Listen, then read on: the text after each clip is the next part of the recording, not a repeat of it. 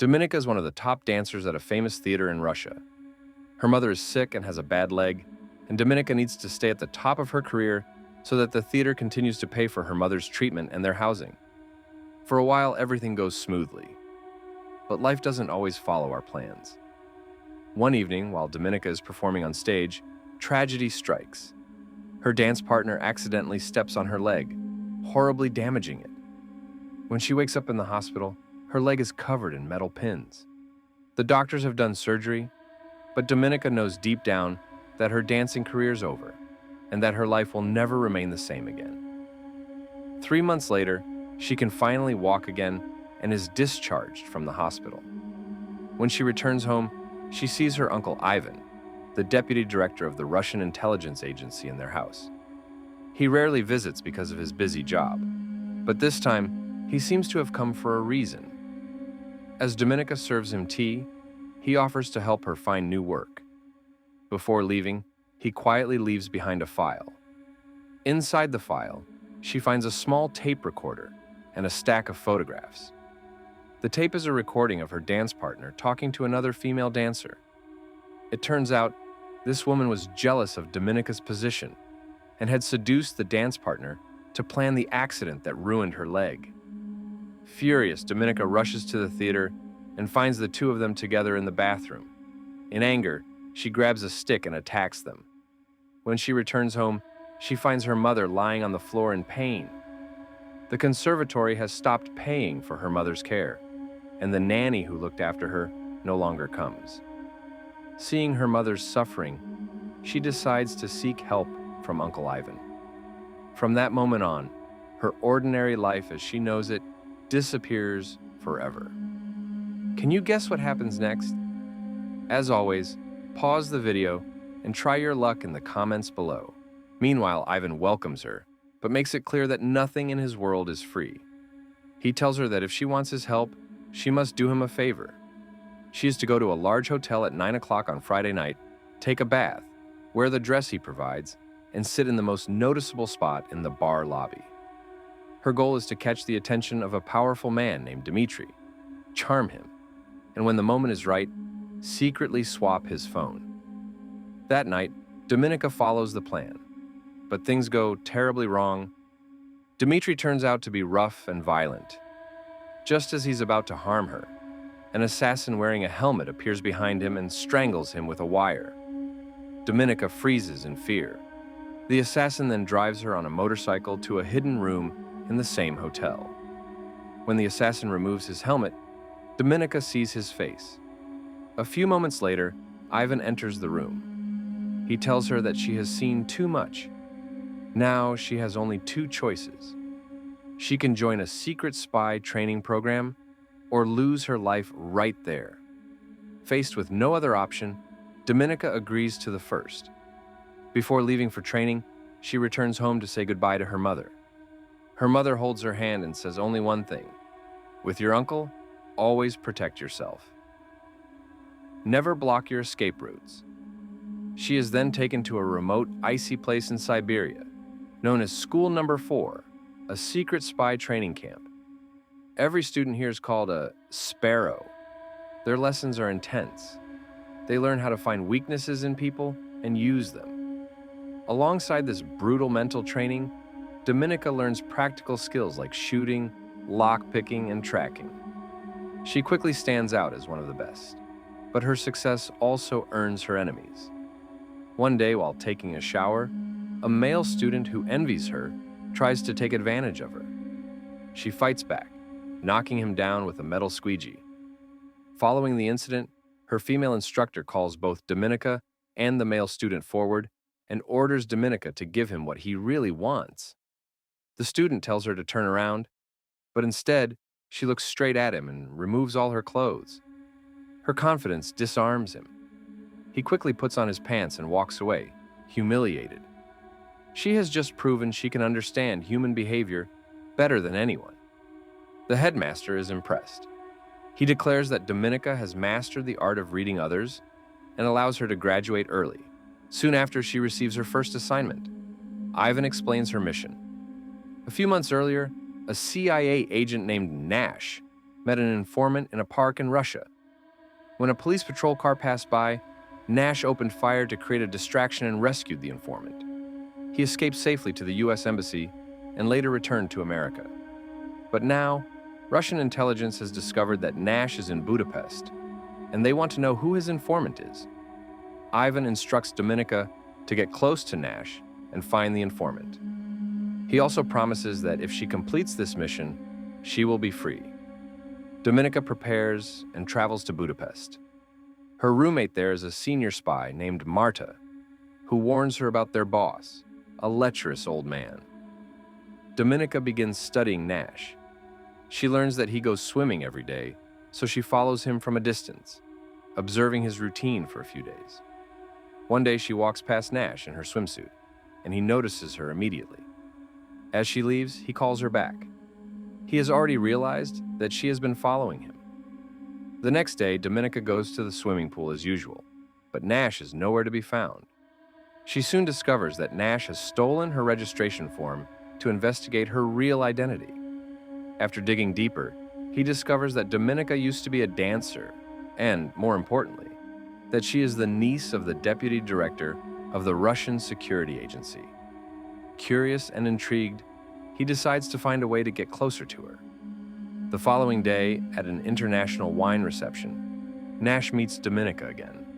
This time, both of them know who the other really is. Their conversation flows freely, and Nash makes it clear that he wants to be her friend. That night, Dominika returns home, but notices that Marta is not in their room. Taking advantage of the moment, she searches the room secretly. Soon, she finds several intimate photos of Marta and the Chief of Staff of the U.S. Senate. She also learns that Marta is planning to make a $250,000 intelligence deal with the woman in London. The next night, Dominika secretly follows Nash home to find out more about him. When she locates his residence, she presses his doorbell, pretending to be pitiful and emotional, even shedding a few fake tears for good measure. She tries to use her charm to get close to him, but Nash does not fall for it. For the first time, Dominika feels the sting of failure. She cannot read his emotions or control the situation. The following day, Dominika decides to go to his house again. Using her lock-picking skills, she opens the door and searches the place. She finds nothing useful until she notices 2 glasses of wine on the table from the night before. She takes the glass with Nash's fingerprints and leaves. When she returns home, she is shocked to see Ivan waiting for her. Because the station chief had reported her lack of progress, Ivan has come to question her. Nervous and thinking fast, Dominika tells Ivan about Marta's upcoming $250,000 deal with the Americans. She even lies, saying that she and Marta are partners in this operation, and asks Ivan to give her the money first. Ivan sees potential value in this intelligence and decides to let her go for now. As Ivan prepares to leave, he realizes he forgot his coat. Dominika quickly offers to fetch it for him and, in doing so, finds his passport. She memorizes the number before handing it back. When Ivan leaves, she turns around and finds Marta standing there, holding a gun. Marta has overheard everything. She demands to know why Dominika is trying to steal her mission after she has worked so hard for it. Dominika knows Marta cannot possibly get the full $250,000 herself, so she plans to make the director of the Russian Security Bureau pay Marta instead, helping her complete the deal. She also tells Marta that she knows the identity of Ivan's assassin and what he did, a secret she's not allowed to reveal to anybody. After the confrontation, Dominika goes to the train station to buy a ticket to Vienna. Then she heads to a local bank and spots a young male employee who looks shy and inexperienced. She decides he will be her next target. When the bank closes, she rushes in pretending to open a new account. The young man agrees to help her. Meanwhile, Marta goes to the local intelligence station and tells the station chief the secret Dominika told her. That night, Dominika returns to her place in Budapest and notices that Marta is not there. The bathroom door is slightly open. Inside, she finds the assassin. He has killed Martha. The assassin spares Dominika's life only because she is Ivan's niece. But he warns her that if anyone finds out he killed Dmitri, she will be the next body in the bathtub. After the police investigation finds no leads, Dominika is released. Waiting outside the station is Nash. He has received a report about her and now knows that Dominika is a Sparrow spy, trained by the Russians. Nash tries to convince Dominika to switch sides and work for the CIA instead.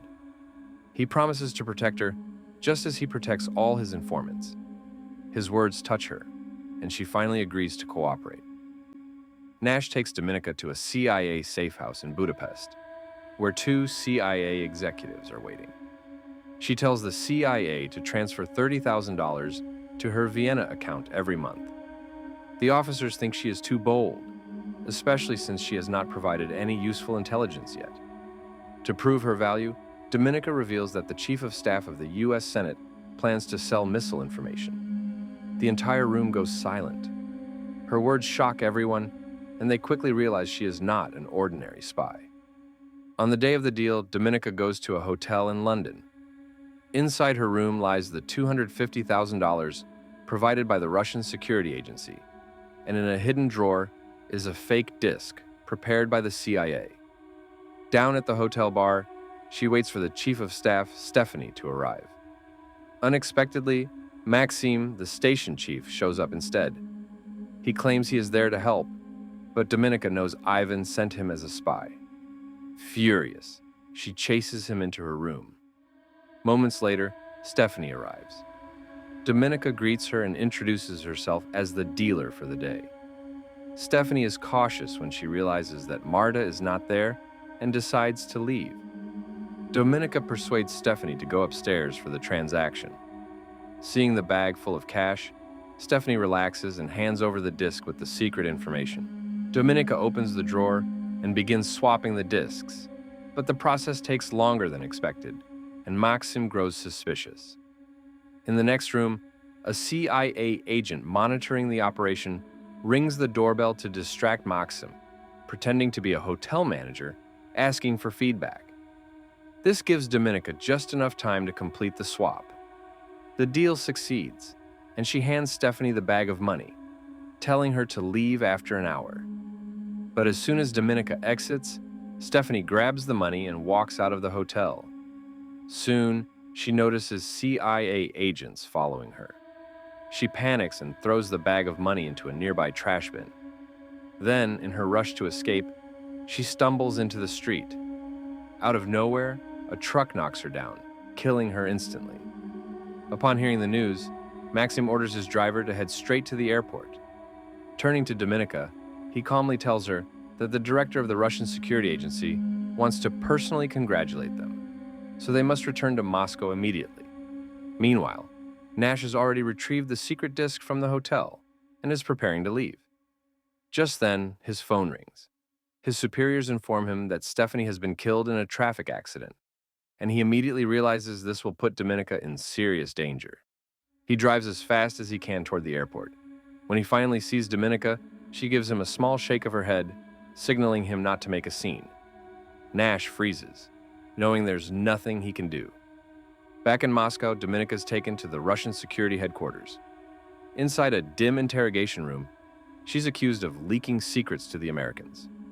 Dominika firmly denies it. Ivan then orders the officers to use torture. After severely torturing her, she still denies everything. Afterward, they show her a video of Maxim being executed. The interrogator pulls out a gun, presses it to her head, and asks one last time if she betrayed them. Dominika looks him straight in the eyes and stays silent. He pulls the trigger, but there are no bullets. At that moment, Ivan walks in and demands to know what really happened. Dominika tells him that everything she did was part of her mission, to win the trust of the Americans and uncover the real informant. Seeing his niece bruised and trembling, Ivan's anger softens. He decides to let her go, at least for now. When Ivan reports to his superiors, the director and the headmaster both express doubt. They believe Dominika is deceiving Ivan. Feeling cornered, Ivan swears that if he ever finds proof of her betrayal, he will kill her himself. Dominika returns to Budapest and meets Nash again. She knows he will never reveal the informant's name, which means she is still in danger. Pretending to need protection, she asks for more money, $250,000 to be transferred to her account in Vienna. Nash agrees, not realizing that she has her own plan. Later that night, Nash and Dominika are in his apartment. When she wakes up, Nash is gone. She hears noises from the kitchen and walks over quietly. She sees Ivan's assassin strangling Nash with a wire. Dominika immediately understands what's happening. She pretends to cooperate, helping the assassin tie Nash's hands. The assassin plans to torture Nash slowly until he gives up the informant's name. Dominika watches coldly as Nash suffers, even holding him down to make it look real. When she senses the assassin's guard drop, she attacks him. The assassin fights back with a knife, but Nash and Dominika counterattack together. Dominika manages to slash the tendons in his leg, making him collapse to the floor. She rushes forward and finishes him. The next time Dominika opens her eyes, she is lying in a hospital bed. Her body is weak, but her mind races. The assassin's death means the Russians will see her as a traitor. She knows she must think fast. Suddenly, the headmaster appears. Dominika braces herself, thinking he's there to kill her. Instead, he tells her that he is the real informant. He explains that his wife died because the Russian government refused to let an American doctor operate on her cancer. That was why he betrayed his country. But now, he is tired of living this double life. He believes Dominika has the strength to take his place. He advises her to expose him so she can survive and continue working for the CIA. Dominika realizes this is her chance. She turns herself in to the Budapest police and confesses to killing the assassin. Then, she requests to speak directly with the director of the Russian security agency. On the call, she claims she has the name of the internal mole and is willing to trade it for her life. Meanwhile, the headmaster returns home. He leaves the door unlocked and sits quietly on his sofa, waiting to be assassinated. At the airport, Dominika is escorted by the police. The CIA is already there, and Nash watches her silently, disappointment in his eyes. It seems she has finally completed her betrayal. Just then, a Russian helicopter lands, bringing what's supposed to be the informant. When Nash asks the Russians to remove the hood for identification, the man underneath is not the headmaster. It's Ivan. Nash instantly realizes that Dominika has tricked everyone, but he can't reveal it now. It turns out Dominika set up her uncle. Investigators found clues in Ivan's home, a wine glass with his fingerprints, a secret bank account in Vienna, and encrypted information linking him to the Americans. The evidence leaves him no way out. However, before being handed over, Russian snipers shoot Ivan, killing him instantly. The story ends with Dominika returning to Russia as a national hero. The crowd cheers, while the headmaster, hidden among them, watches her proudly. She has replaced her uncle as the new director of the Russian Security Bureau, becoming a top double agent at the same time. Thanks for watching. If you found this movie recap interesting, check out other great recaps like this on our channel. Don't forget to subscribe and share this video with your friends.